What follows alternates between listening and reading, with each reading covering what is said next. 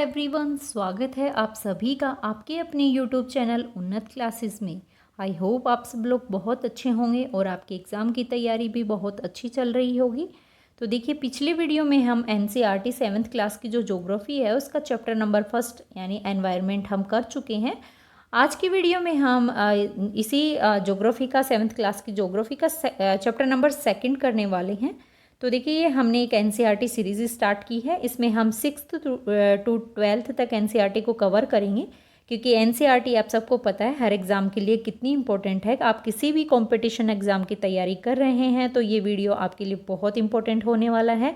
तो वीडियो को एंड तक ज़रूर देखिएगा, और अगर आपने अभी तक चैनल को सब्सक्राइब नहीं किया है तो प्लीज़ चैनल को सब्सक्राइब कर लीजिएगा। वीडियो को लाइक कीजिएगा, शेयर कीजिएगा और कमेंट कीजिएगा कि आपको वीडियो कैसा लगा है। तो देखते हैं, इसका चैप्टर नंबर 2 है ज्योग्राफी का, 7th क्लास की ज्योग्राफी का चैप्टर नंबर 2 का नाम है हमारी पृथ्वी के अंदर, यानी inside our earth. Inside our earth, इसमें क्या दिया गया है तो इसको हम देखते हैं। इसमें दिया गया है कि हमारी जो पृथ्वी है, हमारी अर्थ है, एक गतिशील ग्रह है, यानी वो घूमती रहती है। तो इसके अंदर एवं बाहर निरंतर परिवर्तन होता रहता है कि घूमेगी तो कभी अंदर की प्लेटें खिसकेगी, कभी बाहर भूकंप, ज्वालामुखी या फिर कुछ घटनाएं घटित होती हैं। तो ये पृथ्वी के अंदर निरंतर परिवर्तन होता रहता है। तो पृथ्वी के आंतरिक भाग में क्या है, क्या हमें पता है? क्या आपको पता है कि पृथ्वी के आंतरिक भाग में क्या है? नहीं पता है तो देख लेते हैं वीडियो में क्या है। तो इसमें दिया गया है, सबसे पहले तो देखिए, ये डू यू नो का जो मोस्ट इम्पोर्टेंट है, ये जो बॉक्सेस दिए गए हैं ये बहुत इंपॉर्टेंट होते हैं। मैंने पिछली वीडियो में भी आपको बताया। तो आई होप आप नोटबुक और पेन लेके बैठे होंगे, साथ में नोट्स भी बना रहे होंगे। तो इसमें देखिए दिया गया है डू यू नो में कि विश्व की सबसे गहरी जो खान है वो दक्षिण अफ्रीका में स्थित है। विश्व की सबसे गहरी खान कहाँ पर स्थित है? दक्षिण अफ्रीका में स्थित है। इसकी गहराई है लगभग 4 किलोमीटर, और तेल की खोज में इंजीनियर 6 किलोमीटर गहराई तक खोद चुके हैं। अब दिया गया है कि पृथ्वी तक पहुंचने के लिए जो बिल्कुल असंभव है, बिल्कुल असंभव है कि नीचे की लेयर तक पहुंचा ही नहीं जा सकता, वो इतनी गर्म होती है। तो आपको समुद्र की सतह पर 6000 किलोमीटर गहराई तक खोदना होगा अगर आपको पृथ्वी की सतह पर जाना है। तो देखते हैं कि इसके अंदर आंतरिक भाग में क्या है। इंटीरियर ऑफ द अर्थ की पृथ्वी का आंतरिक भाग कैसा है, किससे बना है? तो देखिए, इसमें दिया गया कि हमारी जो अर्थ है वो प्याज की तरह है। प्याज की तरह कैसे है कि छिलके हटाते जाओ अंदर से प्याज निकलेगा, तो वैसे ही पृथ्वी की संरचना है। पृथ्वी की अलग अलग परतें दी गई हैं। तो एक के ऊपर एक सकेंद्री परतों से बना हुआ कौन है? हमारी अर्थ है। पृथ्वी की सतह की सबसे ऊपर की जो परत है उसे परपट्टी कहते हैं। परपट्टी मतलब क्रस्ट कहते हैं, जो ये ऊपर की लेयर है जिस पर हम निवास करते हैं। तो ये लेयर कौन सी है? ये स्थल मंडल के ऊपर परपट्टी है, यानी मिट्टी की जो पतली परत है वो परपट्टी है, इसे बोलते हैं क्रस्ट। ये सबसे पतली परत होती है, और ये महाद्वीपीय सन्नति जो है, महाद्वीप की जो सन्नति है यानी कॉन्टिनेंटल जो मासेस है उसके 35 किलोमीटर और समुद्र सतह से 5 किलोमीटर तक है इसकी गहराई। महाद्वीपीय सन्नति मुख्य रूप से सिलिका और एल्यूमिनियम से बनी हुई होती है। जो देखिए, परपट्टी किससे बनी होती है? तो ये महाद्वीपीय सन्नति से परपट्टी यानी क्रस्ट बनी हुई होती है, किसकी? सिलिका और एल्यूमिनियम की, और जिसे हम क्या कहते हैं? सियाल कहते हैं, सिलिका और एल्यूमिनियम। तो देखिए, क्रस्ट किससे बनी होती है? Silica plus aluminium. तो इसको शॉर्ट फॉर्म में बोलेंगे सियाल। सिलिका और एल्यूमिनियम से बनी है तो सियाल कहेंगे। मोस्ट इम्पोर्टेंट है, डायरेक्ट एग्जाम में क्वेश्चन आता है कि पृथ्वी जो हमारी पृथ्वी की क्रस्ट है, लेयर है, वो किससे बनी होती है? तो वो सिलिका और एल्यूमिनियम से बनी होती है। आगे दिया गया है कि एल्यूमिनियम से कहा, इसे सियाल कहते हैं। वैसे ही महासागर की परपट्टी किससे बनी है? तो ये बनी है सिलिका और मैग्नीशियम से। सिलिका और मैग्नीशियम से दूसरी कौन सी लेयर बनी है? महासागरीय परपट्टी है वो सिलिका और मैग्नीशियम से बनी है, जिसे हम सीमा नाम देते हैं, जो कि सिलिका और मैग्नीशियम से बनी है। तो देखिए, डायग्राम में हम देख लेते हैं। तो ये हमारी अर्थ है। अर्थ के इंटीरियर अंदर क्या क्या है? ये परपट्टी है सबसे ऊपर की लेयर, इसके ये स्थल मंडल लिथोस्फीयर आ जाता है। लिथोस्फीयर के ऊपर परपट्टी है। लिथोस्फीयर प्रॉपर्टी से नीचे जाएंगे तो मेंटल लेयर आती है। मेंटल की कितनी लेयर होती हैं? मेंटल की बाहरी लेयर, इनर लेयर और आउटर लेयर दो होती हैं। और सबसे नीचे की जो लेयर है उसे बोलते हैं क्रोड। तो देखिए ये जो मेंटल के ऊपर है वो आउटर क्रोड, और जो मेंटल के अंदर है यानी आउटर क्रोड के अंदर जो सबसे लास्ट का पॉइंट है वो होता है इनर कोर। तो ये पृथ्वी की संरचना है, आंतरिक भाग है, इंटीरियर ऑफ द अर्थ। वैसे ही देखिए महाद्वीपीय इस डायग्राम में भी समझाया गया है कि ये महाद्वीपीय प्रपट्टी है, और महाद्वीपीय प्रपट्टी के ऊपर ये महाद्वीप आ गए, कॉन्टिनेंट्स आ गए। फिर कॉन्टिनेंट्स के ये नीचे महासागर यानी ओशियंस आ गए, और ओशियंस के भी नीचे क्या आते हैं? ओशियंस के भी नीचे आते हैं ओशियन क्रस्ट आती है।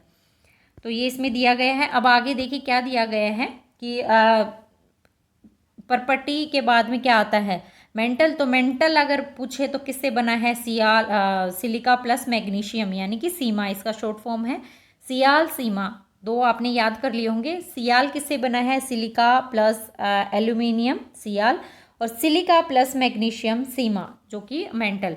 तीसरी ये इसे मैग्नीशियम क्या है? प्रपट्टी के ठीक नीचे क्या आता है? मेंटल आती है। और मेंटल की कितनी गहराई है? तो ये है 2900 किलोमीटर। मोस्ट इम्पोर्टेंट कि मेंटल की पृथ्वी की जो मेंटल की लेयर है वो प्रपट्टी से कितनी किलोमीटर गहरी है? तो 2900 किलोमीटर, 2900 किलोमीटर गहरी है। इसकी सबसे आंतरिक परत क्या होती है? क्रोड होती है। अभी हमने डायग्राम में देखा। देखिए पृथ्वी इसकी त्रिज्या लगभग किसकी? क्रोड की। क्रोड की त्रिज्या लगभग 3500 किलोमीटर है। ये मुख्यतः किससे बनी है? निकिल और लोहे से, जिसे हम नीफे कहते हैं, यानी निकिल और फेरस से बनी होती है। पृथ्वी की आंतरिक जो परत है, आंतरिक लेयर है, वो क्रोड है। और क्रोड किससे बनी होती है? निकिल प्लस लोहे यानी आयरन से बनी होती है, जिसे हम नीफे कहते हैं, यानी निकिल प्लस फेरस। तो ये मोस्ट इम्पोर्टेंट है तीनों ही लेयर। कौन कौन सी? सियाल, सीमा और नीफे। अब सियाल क्या है? ये प्रपट्टी के ऊपर से बनी होती है। मेंटल सीमा और नीफे क्रोड, तीनों ही लेयर बहुत इंपॉर्टेंट है। केंद्रीय क्रोड का तापमान व दाब काफ़ी ऊंचा होता है। जो सबसे अंदर की आंतरिक जो लेयर होती है, इनर कोर, उसका जो तापमान है, टेम्परेचर, उसका प्रेशर बहुत बहुत हाई होता है। तो वहाँ तक किसी को पहुँचना इम्पॉसिबल है। वैसे इस डायग्राम में क्या दिया गया है कि पृथ्वी के आयतन का केवल 1% हिस्सा ही प्रपट्टी है। जो हम जिस पर हम रह रहे हैं, क्रस्ट है, उसका ओनली 1% हिस्सा है। 84% क्या है? मेंटल। तो देखिए अगर ये भी क्वेश्चन एग्जाम में आता है कि जो अर्थ की लेयर्स है उनमें सबसे ज़्यादा परसेंटेज किसका है, तो मेंटल का 84% मेंटल है, 15% इसमें क्रोड का है। और जो पृथ्वी की कुल त्रिज्या यानी उसका जो रेडियस है वो कुल कितना है? 6371 किलोमीटर उसका रेडियस है, उसकी त्रिज्या है। आगे इसमें क्या दिया गया है? देखिए आगे इसमें दिया गया है शैल एवं खनिज। तो शैल और खनिज क्या होते हैं, किस तरीके से इनका निर्माण होता है वो हम देख लेते हैं। देखिए पृथ्वी की प्रपट्टी अनेक प्रकार के शैलों से बनी हुई होती हैं, यानी डिफरेंट टाइप के शैल्स इसमें यानी रॉक से बनी होती है। शैल मतलब रॉक्स। पृथ्वी की प्रपट्टी बनाने वाले खनिज पदार्थ की किसी भी प्राकृतिक पिंड को क्या कहते हैं? शैल कहते हैं, यानी चट्टान शैल्स कहा जाता है। जो प्रपट्टी को बनाने में जिस खनिज पदार्थ या प्राकृतिक पिंड का प्रयोग होता है वो शैल होती है। शैल विभिन्न रंग, आकार, गठन, विभिन्न प्रकार की किसी भी तरीके की हो सकती है। मुख्य रूप से जो चट्टानें हैं, शेल्स होती हैं, वो 3 टाइप्स होते हैं। इसके कौन कौन से टाइप्स होते हैं? देखिए आग्नेय, इग्नियस। देखिए हिंदी में भी याद रखिएगा और इंग्लिश में भी याद रखिएगा, क्योंकि कई बार एग्जामिनर क्या होता है इंग्लिश वर्ड लिख देता है तो कई बच्चे समझ नहीं पाते। तो आग्नेय को बोलते हैं इग्नियस रॉक, अवसादी यानी सेडिमेंट्री रॉक, और कायांतरित यानी मेटामॉर्फिक रॉक। तो ये 3 तरीके की शेल्स यानी 3 तरीके की चट्टानें हैं। कौन कौन सी? इग्नियस, सेडिमेंट्री और मेटामॉर्फिक। आग्नेय, अवसादी, कायांतरित, 3 तरीके की चट्टानें मुख्य रूप से पाई जाती हैं। अब देख लेते हैं आगे। द्रवित मैग्मा ठंडा होकर ठोस हो जाता है। जो मैग्मा पिघला हुआ होता है वो ठोस होकर ठंडा हो जाता है। और इस प्रकार कैसे बने शैल को क्या बोलेंगे? इग्नियस रॉक यानी आग्नेय शैल कहते हैं। यानी मैग्मा नीचे की लेयर सबसे नीचे इग्नियस रॉक ही होती हैं। तो देखिए जो मैग्मा होता है, लावा होता है, वो ठंडा होकर ठोस हो जाता है, जम जाता है, तो वो उससे इग्नियस रॉक बनती है। और ये लावा क्या होता है, कभी कभी पृथ्वी के अंदर जमता है और कभी पृथ्वी के बाहर आकर जमता है। तो ये डिफरेंट टाइप की होती हैं, आगे देखते हैं हम। तो इन्हें हम, ये पहली लेयर, पहली शैल है, पहली चट्टान है, तो इसे हम प्राइमरी शैल यानी प्राथमिक शैल भी कहते हैं, प्राइमरी रॉक भी बोलते हैं इसे। आग्नेय शैल भी दो प्रकार की होती हैं। देखिए आग्नेय शैल, इग्नियस रॉक कितने टाइप्स की होती हैं, 2 टाइप्स की होती हैं। कौन कौन सी? एक होती है अंतर्भेदी यानी इंट्रूसिव, और एक होती है बहिर्भेदी यानी एक्सट्रूसिव। तो ये 2 तरीके की, यानी इंट्रूसिव क्या होती है, पृथ्वी के अंदर लावा का जमना, और बहिर्भेदी यानी एक्सट्रूसिव होती है कि लावा का बाहर आकर जम जाना। तो 2 तरीके की आग्नेय चट्टानें 2 प्रकार की होती हैं। देखिए डायग्राम देख लेते हैं। शब्द की उत्पत्ति, इग्नियस यानी आग्नेय चट्टान। इग्नियस शब्द है वो जिसका अर्थ क्या होता है, अग्नि होती है।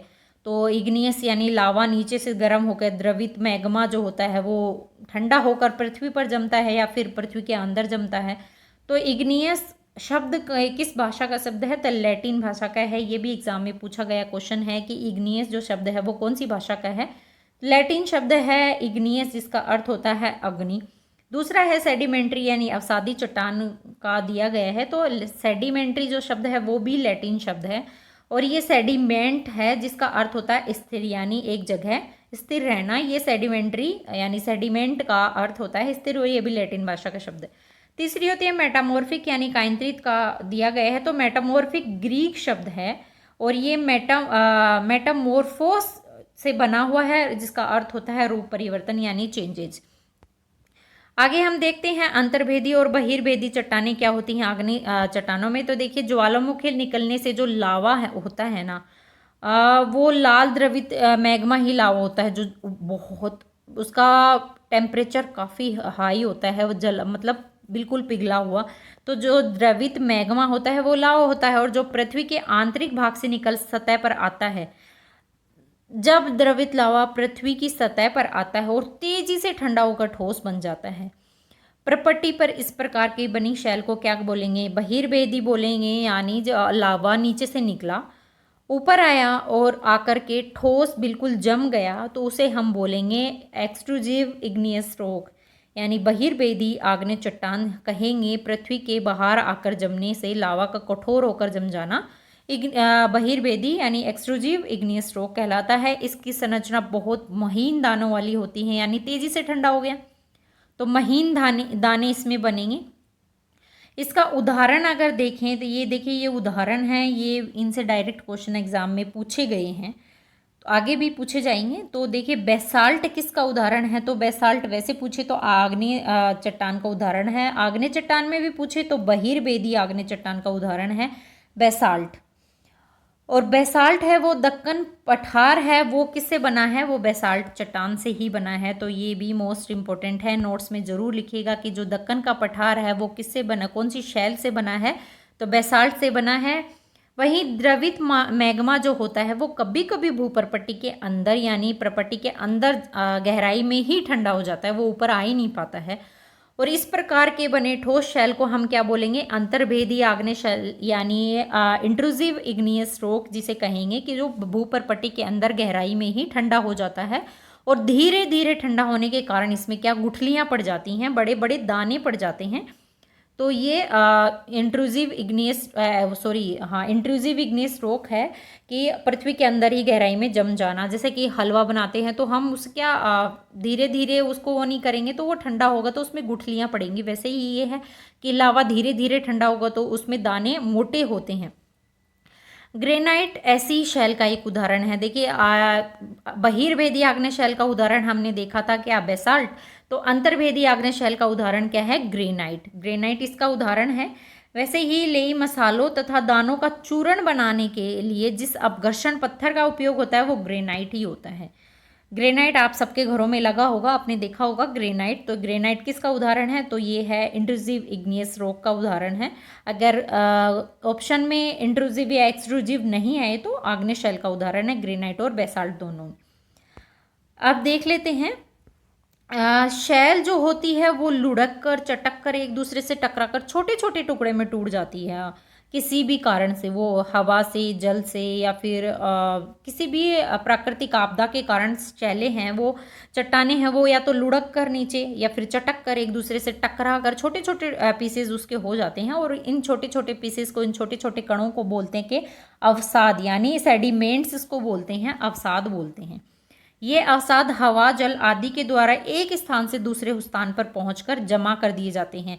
कि जो जो छोटे छोटे पीसेज हैं वो या तो हवा से या जल के बहाव के साथ में एक स्थान पर पहुंचकर जमा हो जाते हैं, और ये अवसाद दबकर कठोर शैल परत बन जाते हैं। यानी एक जगह जमा हो गए और फिर एक ही जगह जमा होने से कठोर शैल बन गई, और इन शैलों को ही क्या बोलेंगे, अवसादी शैल, यानी कि सेडिमेंट्री रॉक इसे कहेंगे, कि एक जगह जमा होके बनने से ये इनका निर्माण होता है। जैसे कि उदाहरण के लिए बलुआ पत्थर यानी सैंडस्टोन, तो बलुआ पत्थर इसका उदाहरण हुआ। और रेत के दानों से बनता है क्या, अवसादी शैल। इन शैलों में पौधों, जानवरों एवं अन्य सूक्ष्म जीवाणु जो कि इन शैल में रहकर जीवाश्म भी हो सकते हैं। यानी कोई पौधा है, कोई जानवर मर गया, या कोई भी सूक्ष्म जीवाणु है इन शैल में रहते हैं और जीवाश्म भी हो सकते हैं। तो ये भी देखिए डायरेक्ट क्वेश्चन एग्जाम में आता है कि जीवाश्म कौन सी शैल में पाया जाता है। तो देखिए अवसादी शैल में जीवाश्म पाया जाता है। इसमें जीवाश्म की परत पाई जाती है। तो जीवाश्म होता क्या है वो देख लेते हैं। जीवाश्म मतलब फॉसिल्स। तो देखिए इसमें दिया गया है शब्दावली में कि शैलों की परतों में दबे मृत पौधे और जंतुओं के अवशेष को जीवाश्म कहते हैं। यानी कोई पौधा है वो खराब हो गया, उसकी खाद बन गया। मोस्टली हम अगर नॉर्मल भाषा में पूछे तो खाद एक टाइप की, यानी फॉसिल्स किसी जंतु के अवशेष या मृत पौधे के अवशेष क्या कहलाते हैं, जीवाश्म कहलाते हैं। और जीवाश्म कौन सी परत में पाए जाते हैं, तो ये पाए जाते हैं अवसादी चट्टान में, सेडिमेंट्री रॉक में जीवाश्म पाया जाता है। आगे क्या दिया गया है कि आग्नेय और अवसादी जो शैल हैं वो उच्च ताप और दाब के कारण कायंत्रित शैल में परिवर्तन हो जाता है। यानी कि जो इग्नियस रॉक और सेडिमेंट्री रॉक है वो हाई प्रेशर और हाई टेम्परेचर के कारण है, वो किस में चेंज हो जाता है, तो वो मेटामॉर्फिक रॉक में चेंज हो जाता है। जैसे कि चिकनी मिट्टी यानी क्ले चेंज इनटू स्लेट, और वैसे ही लाइमस्टोन इनटू मार्बल। तो चिकनी मिट्टी स्लेट में और चूना पत्थर संगमरमर में परिवर्तित हो जाता है कायंत्रित शैल का। आगे दिया गया है कि शैल हमारे लिए बहुत इंपॉर्टेंट है। Again very important, rocks are very useful for us. कठोर शैलों का उपयोग सड़क, घर, इमारत बनाने के लिए किया जाता है। यानी the hard rocks are used for making roads, houses, buildings. तो इसके लिए उपयोग होता है। पत्थरों का उपयोग कई खेलों में भी होता है, आपने सबने खेले भी होंगे। जैसे पिट्ठू, गांव में बच्चे बहुत खेलते हैं। स्टापू, किटकिट, गिट्टी, 5 पत्थर होता है। वैसे ही दादी नानी पड़ोस में हमने खेले ही होंगे, सबने खेले होंगे। ये देखिए कुछ दिया गया है उदाहरण कि अनेक स्मारक बने हुए होते हैं, कौन सा किससे बनाया है। तो इसमें देखिए ये जो रेड फोर्ट दिया गया है, लाल किला, वो बलुआ पत्थर से बना है। The red fort is made of red sandstone. तो ये रेड बलुआ पत्थर यानी रेड सैंडस्टोन से बना क्या है, लाल किला। वैसे ही ताजमहल सफ़ेद संगमरमर से बना है। The Taj Mahal is made of white marble. तो ये भी याद रखिएगा, ये भी एग्जाम में पूछे हैं, सीटेट वगैरह के एग्जाम में तो ये पूछा भी गया है क्वेश्चन कि ताजमहल को किससे बना है या लाल किला किससे बना है। तो ये अगर ये भी पूछे आपको बलुआ पत्थर किसका उदाहरण है, तो ये आप कमेंट बॉक्स में बताएंगे बलुआ पत्थर किसका उदाहरण है और संगमरमर किसका उदाहरण है। ये दोनों के आंसर आप कमेंट बॉक्स में ज़रूर बताएंगे। आगे इसमें दिया गया है कि आपको जानकर आश्चर्य होगा कि निश्चित दिशाओं में एक दूसरे की शैलीय चक्रीय तरीके से एक दूसरे में परिवर्तन होता है। ऑब्वियसली होता है परिवर्तन कि किसी भी निश्चित दिशा में एक ही जो शैलीय चक्र है वो एक दूसरे से में परिवर्तित, जैसे कि इग्नियस रॉक है, फिर कौन सी सेडिमेंट्री है। और इग्नियस और सेडिमेंट्री में टेम्परेचर और हाई प्रेशर के कारण उसमें चेंज होता है, तो वो मेटामॉर्फिक में चेंज हो जाती है। तो इसे ही हम यानी एक शैल दूसरी शैल में जब चेंज होती है, परिवर्तन होता है, तो इसे ही शैल चक्र यानी कि क्या बोलेंगे, रॉक साइकिल इसे हम बोलते हैं। कि एक शैल से दूसरी शैल में चेंज होना, फिर वापस कायंत्रित शैल भी किस में चेंज होना, वापस मैग्मा में चेंज हो जाती है। तो इसे हम क्या बोलेंगे, इसे बोलेंगे रॉक साइकिल यानी शैल चक्र कहते हैं। इसमें क्या दिया गया है कि द्रवित मैग्मा ठंडा होकर ठोस आग्नेय शैल बनती है, बिल्कुल बनती है। अब आग्नेय चट्टानें आपने अभी पीछे देखा कि कितने तरीके की होती हैं, दो। कौन कौन सी? अंतर्भेदी और बहिर्भेदी, इंट्रूसिव और एक्सट्रूसिव। तो आग्नेय चट्टान मैग्मा जब ठंडा होकर कभी पृथ्वी के अंदर कभी पृथ्वी के बाहर, तो उससे आग्नेय शैल का निर्माण होता है। और आग्नेय शैलें जब छोटे छोटे टुकड़ों में टूट जाती है तो वो किस में चेंज हो जाती है? वो सेडिमेंट्री रॉक में चेंज हो जाती है, अवसादी चट्टान में चेंज हो जाती है।